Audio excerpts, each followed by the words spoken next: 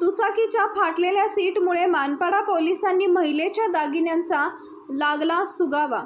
कारमधून उतरत असताना महिलेची बॅग खाली पडली। या बॅगमध्ये महागडे दागिने आणि रक्कम होती। मानपाडा पोलिसांच्या तपासामुळे महिलेची ही दागिने आणि पैसे परत मिळाले आहेत। विशेष म्हणजे सीसीटीव्हीत बॅगजवळ एक झोमॅटो आणि दुसरा स्विगीचा बॉय दिसत होता, परंतु बॅग कुणी घेतली आहे याचा अंदाज येत नव्हता। बॅग घेऊन जाणाऱ्या एका माणसाला शोधण्याकरता एका इमारतीमधील 24 सीसीटीव्ही चेक करावे लागले। स्विगी बॉय ज्या दुचाकीवर होता त्या दुचाकीची सीट फाटलेली होती। या फाटलेल्या सीटमुळेच महिलेचे दागिने मिळाले आहेत। डोंबिवली पूर्वेतील अनंतनम रिजन्सी परिसरात राहणाऱ्या कविता परब या त्यांच्या कुटुंबियांसोबत काही दिवसांपूर्वी जेवण करण्यासाठी डोंबिवलीतील एका हॉटेलमध्ये गेल्या होत्या। त्यांच्या लक्षात आलं की कारमधून उतरताना त्यांचे दागिने आणि रोकडची बॅग रस्त्यात पडली। त्या परत आल्या। बॅगेत पैसे आणि दागिन्यांसह अतिमहत्त्वाचे कागदपत्रे देखील होते।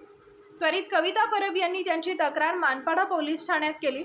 मानपाडा पोलीस ठाण्याचे वरिष्ठ पोलीस निरीक्षक विजय कादबाने आणि पोलीस निरीक्षक राम चोपडे यांनी या प्रकरणाच्या तपासाकरता पथक नेमले। पोलीस कर्मचारी मंदार यादव आणि अन्य पोलिसांनी ज्या ठिकाणी बॅग पडली होती तो भाग सीसीटीव्हीत दिसत नाही। एक झोमॅटो बॉय आणि दुसरा स्विगी बॉय त्या ठिकाणी येताच जाताना दिसत आहे। या दोघांपैकी एकानं बॅग घेतली आहे हे निश्चित झालं।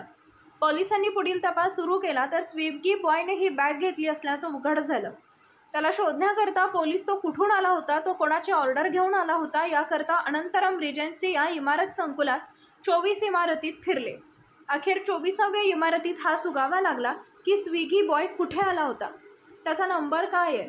त्या नंबरहून त्या व्यक्तीला फोन केला। स्विगी बॉय स्वप्नील कोलार याने कबुली दिली की ती बॅग त्याच्याकडेच आहे।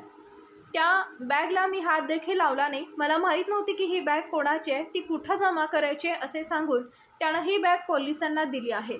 कविता परब यांना पोलिसांनी ही बॅग परत केली आहे।